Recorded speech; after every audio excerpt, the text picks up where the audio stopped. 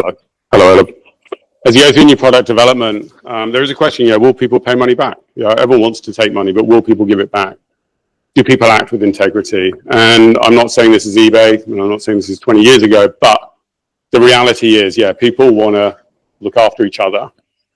This idea about helping is something that's inherent to our society, and it's hardwired in. You're born to help. People wish they could help more. Often on their deathbed, they'll say, I wish I'd helped more, and I wish I'd done more for my community. And this actually is a beautiful way of connecting those who need help in different ways. I need help for access to money. I want to help my community. I have money. I want to make better returns on it. So super interesting. Let me go through just wanted to share today a bit about research the guys have done. They've interviewed more than 1,300 people. It's all very fresh data. It's Australian data, so it sort of gives us a view of the marketplace today. What are customers saying they're looking for from a product like this? Is there really a need? I think that's sort of the main question. And as this thing goes into the App Store, what is it, in a week or 2 weeks, a couple of weeks' time, are people really going to believe in this? So let me try and tell you what I've learned so far. And I just say good luck to the guys, because I massively believe in people trying to change the future of lending and payments. So look, at its basic level, the fact is real time is a very strong aspect. And if anyone's tried to apply for credit before, if you're applying for credit right now, it's a painful process. And despite technology moving incredibly fast, often when you need money is not when you have time to plan for needing money. And I think the problem we're solving is this sort of real time, I need access to cash now. Making it easy, making it non-judgmental, making it accessible is something that's critical. The fact that you've got lending and borrowing built into the ecosystem is beautiful, and that there's a direct connection through. And this idea, as I said, about building communities is something that I think will be a real fuel to the fire. The guys touched on this idea about this sort of circular economy of lending, and this, borrowers becoming lenders, lenders becoming borrowers. I think there's a question about, is that real? Do we believe in that? And, because it is, if it's real, it's a viral way of growth for sure. I'm going to say eBay, 10 million buyers, 1 million sellers in Australia. So you sort of go, 10% of the eBay audience would be selling at any one point. But when you actually say how many of those sellers go to sell throughout a year of the buyers, it's more like 30-40%. You're on a Facebook marketplace, buyers, sellers. So connecting two sides of the platform is not a complex piece if you see value. And the main thing is, if you see advocacy and value, if you love the product, you will tell people about it and you'll buy into what I think can be a movement. And I think creating a movement, creating a brand that stands for communities is going to be something very important.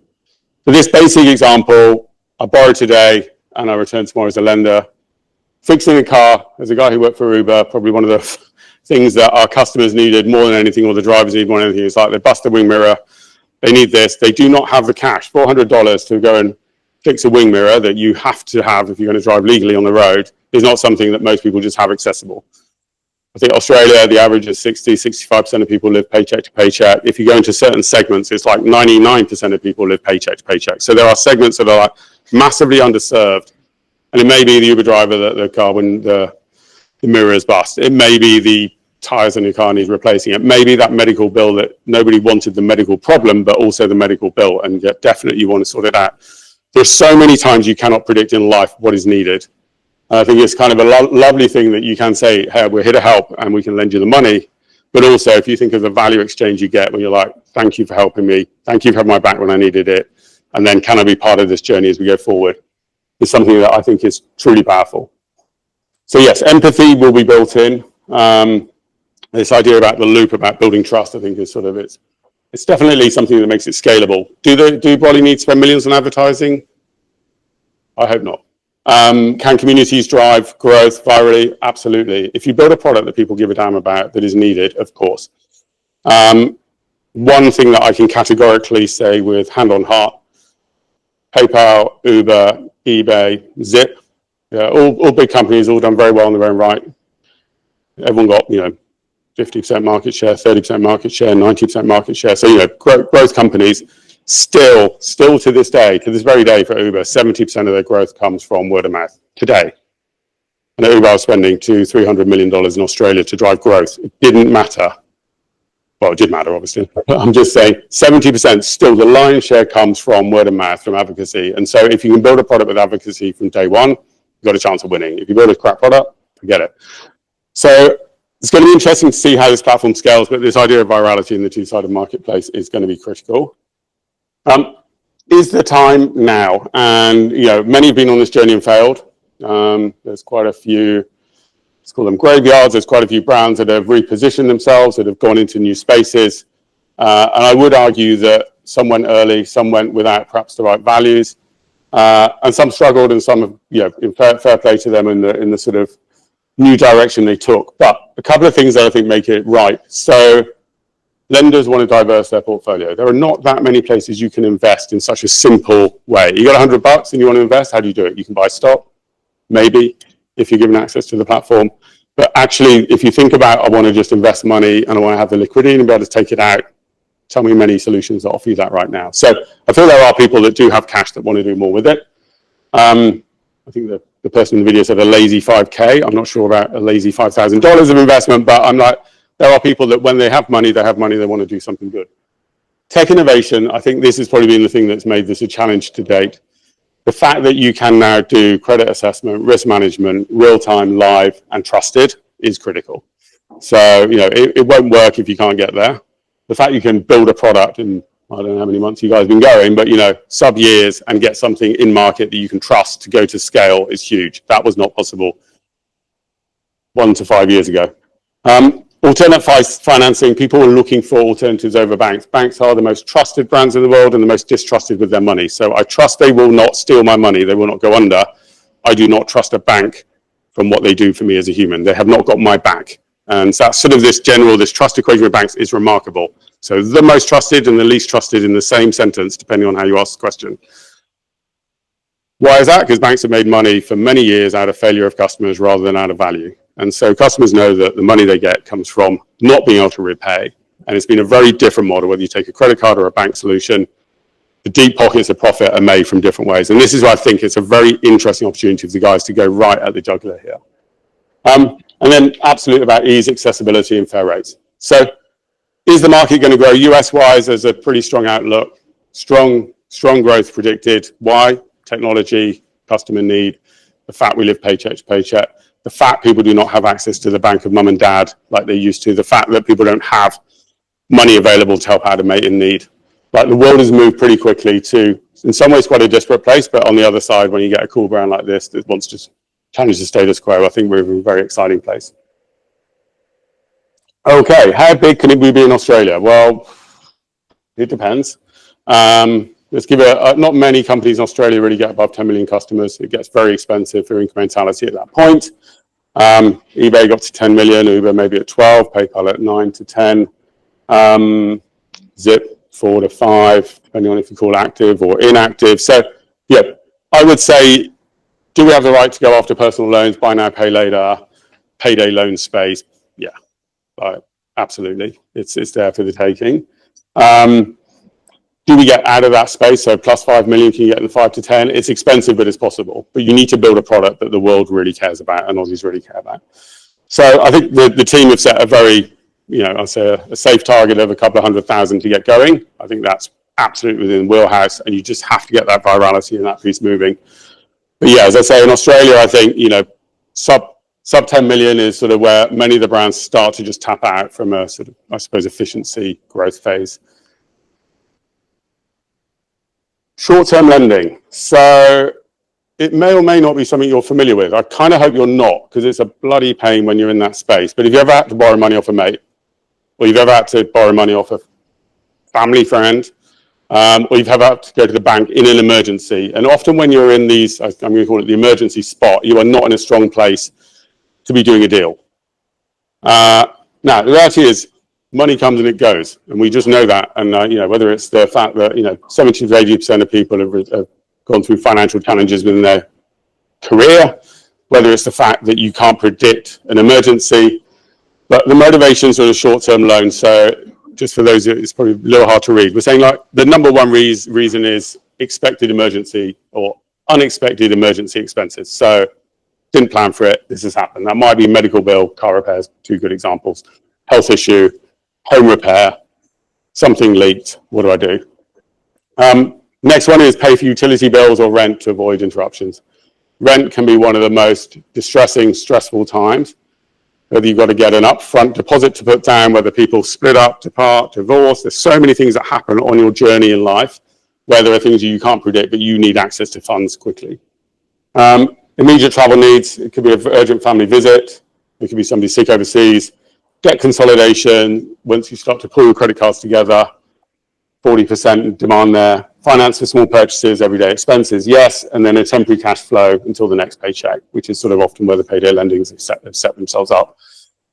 I suppose the point of this slide is that there are so many instances where you need access to cash that you cannot predict. And I'd say if you can predict, unlike you are super fortunate. You're like in the top 10%, perhaps the top 5% of the wealthy population of Australia with disposable income, cash in the bank, etc. Most people cannot predict anywhere near where they would like to be able to manage their way through life. So, when people face an issue, and like I said, I hope nobody faces an issue, but I'm going to guarantee you will, or somebody close to you absolutely will. It's not a simple job to get access to a short-term loan. And so 90% of people are saying that there are challenges. And the key reasons are probably no surprise, but horribly high interest rates. So you're like, I need money today, I need money this afternoon. If you go outside of the friends and family route, you end up with this sort of world of, excessive interest rates where people, don't trust you, therefore don't believe you'll pay you back, therefore charge high interest. And then hidden fees, absolutely full of hidden fees. You need to be pretty smart to be able to read through the T's and C's on most loan documents. Outside of that, level of inflexibility, lack of transparency, and then probably the thing that can really hinder these things the most is this slow time to prove. So this sort of delay between I need the money this afternoon, stroke, you'll get it in 2 weeks when you see filled out 100 pieces of paperwork, come in and show me your face, and I know who you are. So, where does Brolly sit? This one, they could sit anywhere. At the moment, they sit not even on an app store, so good luck. But they could sit in a pretty interesting white space. This space of low fees and high accessibility. Accessibility meaning I need cash now. And some people will give you cash now quickly. That loading down this bottom left-hand corner where the fees become super excessive. There are some people like a Zip that will give you cash or an afterpay. Yep, here is some money to spend, but you are limited in where you can deploy it. Needs to be a merchant, must have access to a tap and pay terminal or a credit, a Visa terminal, etc. So limited on deployment. As we sort of move to the right, we've sort of got the larger and some of the sort of older brands that have been playing in this P2P space with the lower fees. But I do think Brolly have this unique spot to own, which is this highly accessible. So whether it's cash, it's pay for card, it's pretty much for anything you need to pay the money on right now, with low, simple fees. And I think that's a space that is up for the taking. And I think the team have built a brilliant product to go hard at it. I won't go into detail here, but just sort of said, well, work versus BNPL versus payday lenders. Where do we really compete? Can we compete?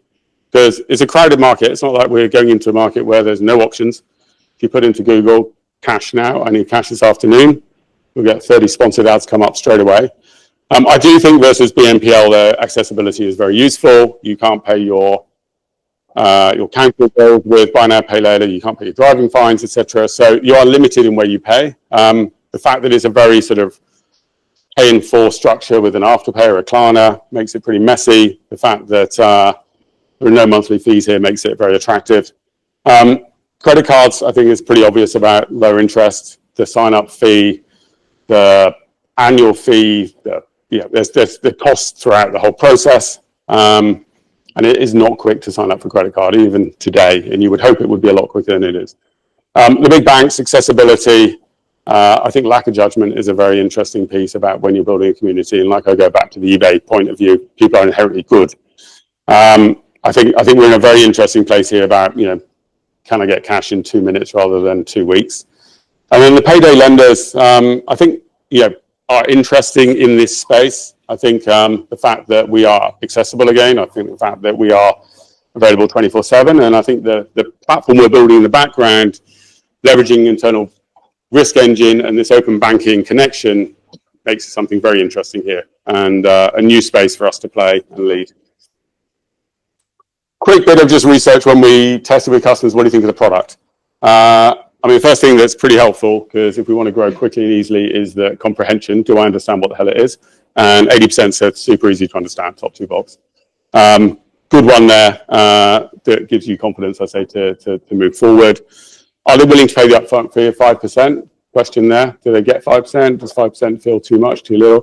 72% said absolutely fine. They see 5% as fine. And we gave them an example of if you borrow 200, it costs you 10. You borrow 800, it costs you 40. They're like, I get it. Does it appeal? Very high appeal. 70% nearly appeal. That's strong. I'd say like a lot of products you're looking for, above 50 is a reason to move forward. Is it differentiated from what sits in the market? We talked about it is a cluttered space. There are many other people that talk about lending and loaning. Yes, 65% said differentiated. And then likely to try, pretty good indicator about will you get sign up. More than 1 in 2 said yes in the next 12 months, so 55% there. So yeah, all in all, I'd say back to at this point in the journey, enough to go forward to the next stage, which is get it live, sign customers up, get it real. Overall, just a couple of sort of sound bites. I like how straightforward everything is. The customers like the fact it's up front about the costs involved. It's got quick access to funds, no surprise there, and no late payment fees. It's convenient, it's quick to get approved. I think at the end of the day, it does save time and stress. And back to my original point about when you're in need of cash, whether it's for fun, whether it's for challenging times, stress is one thing you don't need. And flexible repayment options reduce the stress. So sort of people just pointing to, I'd say, really the capability of the product that the guys have built. Again, feeling strong about customer feedback as it stands today. Who's it going to appeal to? Maybe someone in this room may use it, maybe not, but let's sort of like go a little deeper. Perhaps slightly more in the male. So this is not percentages. This is just like, I'd say anything with 110 above. So it's statistically significant. And more male than female, not unusual for tech product, nothing to do with sort of a gender bias. It's just often that men will be early adopters of new technology in this space still.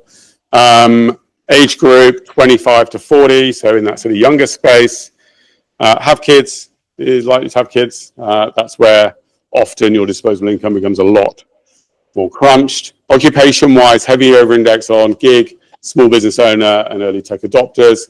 I think the gig and small business owner, obviously we have many millions of those in Australia, so that's a strong place. Financial services, where are they currently using? So BNPL, yes, heavy over-index. Payday loan, look at that, 250, so it's like 2.5 times. So they do have other solutions. They are using other solutions, but are they looking for something different and something better? That's sort of the expectation here. So this one sort of fits right where I would expect it to be. Ethnic background, over-indexing to ethnic backgrounds. Education, TAFE, graduate hire, pretty standard there. Salary income, perhaps I thought it might be a bit lower, but 75 to 150. It may stretch lower. We'll sort of see as it plays out in the early days. And then working status, full-time or self-employed, certainly felt it more appealing. And that's often back to this human. If I've not got money coming in, I'm not going to borrow money unless I really, really need to. Cool. So I think that is it from me. Hopefully I give you a bit of a whistle-stop tour about where customers are thinking about the product. And well done to the guys for building it.